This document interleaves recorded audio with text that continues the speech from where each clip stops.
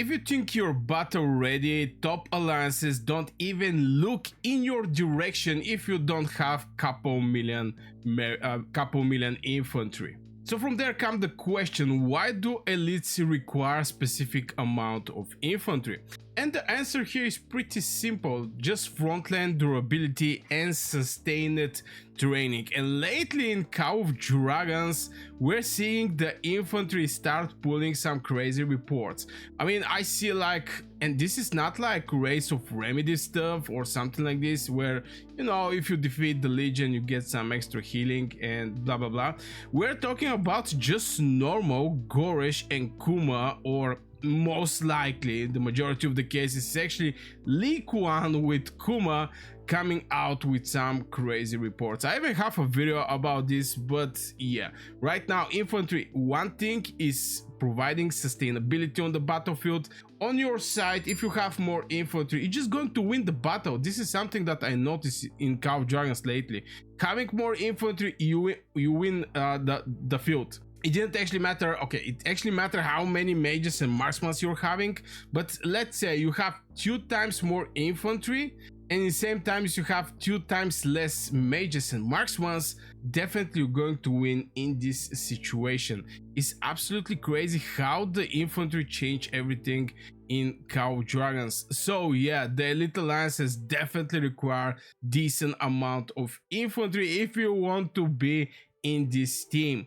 And even if you pull some crazy merits, I mean, okay, not maybe crazy merits, but if you're average player but in the same time you don't bring any kind of infantry, most likely, yeah, there is just so many ways they can see who puts what kind of troop you heal, how much resources you spend, because yo, running infantry is not a cheap thing. So tier 5 or tier 4 or tier 5 are acceptable. Now for me personally, tier 4 is working absolutely great, but tier 5 is where better from point of trade. If you want to get some merits, you're going to go with tier 5. If you want to be valuable in the fight, for example in the blink strategy and etc., you can go with tier 4. Now currently my personal decision to go is, I still have like 1.1 million infantry. The reason I put tier 4 infantry and there's 2 infantry, first of all, I'm waiting the mage skin. If you follow my channel, you definitely know that I'm waiting for the mage skin. So I'm going to push and make everything here tier 5, but I'm going to keep some swordsmen at tier 4 just because it's more cheap to be healed. In general, I didn't even plan to actually upgrade my infantry from tier 4 to tier 5, but by seeing the latest raids that the infantry are making, I start thinking, okay, maybe it's going to be a good idea, because I'm working over my infantry legion right now. Maybe it's going to be a good idea to actually make some of the infantry tier 5. Like this I can get a good amount of trades. So tier 4 or tier 5, it didn't actually matter. With tier 4 you're going to support your alliance more because it's way more easy to be healed. With tier 5 you're still going to support your alliance, but you're going to get some extra merits for yourself. So how long is actually needed to make, for example, like 2 million infantry? I don't know, I don't have a specific amount of time, but by playing Call of Dragons for so long, I have like 1.1. The majority of the cases when there is a rally, bastion, etc., is infantry inside. So if you're supporting your alliance, most likely you're going to lose a lot of infantry in the process.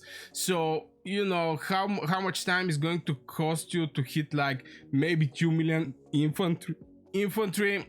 I still don't have 2 million infantry, and I was supporting some rallies. I have like 1 million dead. Not many people is actually having like 1 million dead. Yeah, I get some swarms. Okay, not 1 million, but yeah, close to 900k deaths.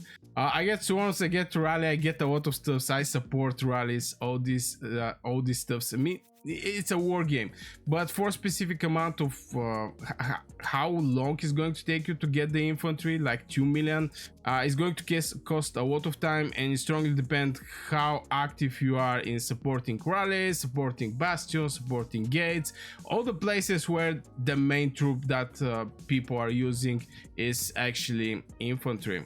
Now, what boost is going to help you to achieve this, to get more infantry? Is applying for all kind of troops, but currently right now I'm speaking about the infantry. Well, there is a title right now. I'm in the KVK, but there is a title that you can receive. I think maybe in the home kingdom I can see it. There is a training buff that you can receive also. You have to watch when the alliance push for the training buff. Okay, so I'm going to go over the researches, and it's actually not here, sorry about that. It's a kingdom buff. So the moment you receive it, you're going to get like 10% more training buff with the title, extra 10%. Right now I just have to find it where this thing was. When you go in the home kingdom, you can just click on the dragon there, and it's going to show you the kingdom buffs and the title you can actually receive. So from there it's like 20%.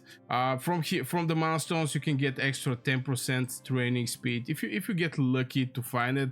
I think our dragons make it pretty nice with getting the milestones, just because back in the days we was waiting the end of the season, so we are presented with tier 5 or level 5 milestones. Right now we even have artifacts, by the way, not artifacts, but yeah, artifacts actually, that can even give you a level 5.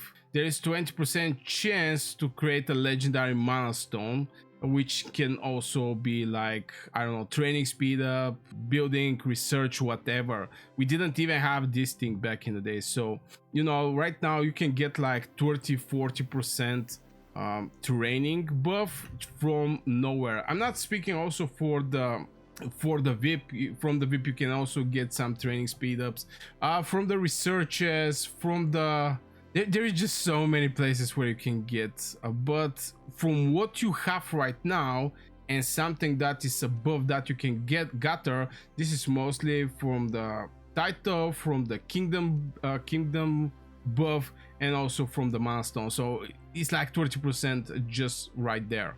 Now let's talk about what to research first. Training speed up, infantry, HP defense, or hospital capacity. Well, this very interesting because I'm all for more training, because this is like from the military research you can get like 10% training speed. Obviously there is one more, way more stronger, or this is the only one. Yeah, that I think there was one more, but I don't remember quite well. So if you go, the more faster you hit the training speed, the more troops you're going to speed up, and you're going to train. Now later in the game, since this thing costs so much time, from level 9 to level 10 on this defense formation 1 is going to, you're going to need like 74 days from level 9 to level 10 with all the research buff speeds. So by having more troops, by opening the conscription 2, so we're going to have conscription 1. I don't know where is conscription 1. Yeah, maybe it's going to be train speed 10%, so it's like total 20% from here. So by having more troops, the upgrades later is no problem. They're going to immediately apply to your troops. It's not going to be you have like 10,000 troops with 10 defense and the next 10,000 troops is with 15 defense and there is some separation. No, all the buffs is going to apply to all of your troops. So strongly suggest first of all go and get the training speed up as fast as you can. And this is just for you to manage to get more troops, more infantry. Yeah, mostly I'm speaking about the infantry, but in the progress, the rest of your barracks or training camps is going to continue producing troops, and all these buffs from from training speed is going to apply to all of your troops. Now, should you split your army or go pure infantry? Well, here is the thing. If your alliance is looking for a specific amount of infantry, it's good to go with infantry for a specific moment. But in the progress in Call of Dragons, you just have to pick one troop to be your main troop.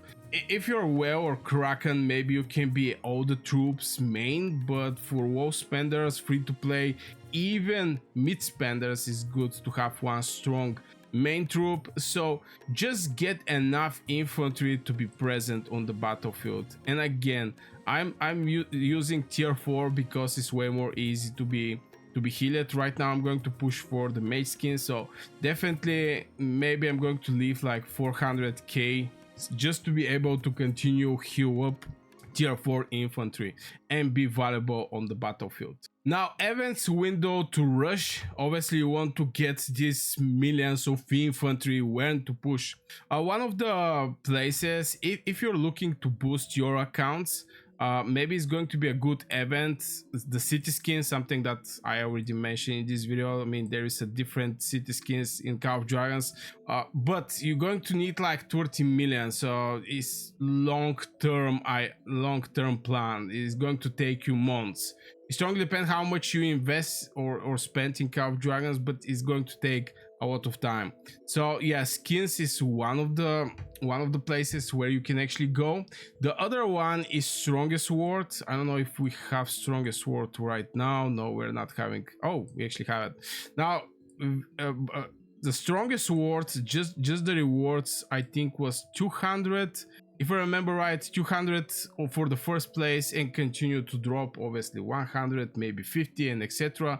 So this is also a nice place where you can actually push with training. Brink of War is the other event. This is more alliance focused event where you just help with the training, because in Brink of War everything is decided in the training part. This is the second part from this event. So if you want to get like 3%, this is from Brink of War, damage duo plus 1% can go up to 3%. First place is 3%, second is 2%, and third one is 1%. So if you want to push and support your alliance so you have more damage this season, Brink of War is also an option. Obviously all the leaders of the alliances are going to look for Brink of War, but yeah, this is the directions. Either you're going to go in the Strongest Sword or for the city skin, or you just go, if you want to support the alliance, with Brink of War. Now, is 2 million infantry enough to get fielded, or basically to do a battlefield? And in my personal opinion, the short answer is yes. You just like 2 million infantry. If you have 2 million infantry, you're going to have decent amount of elixir production.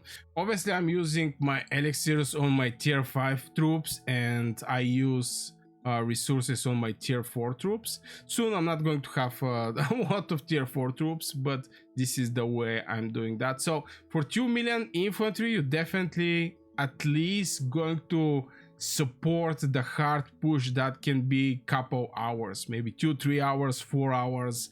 You're still going to have some infantry on the battlefield. So yeah, this is one of the things I want to talk about, and this is how to be prepared for the battlefield and how much infantry you're going to need.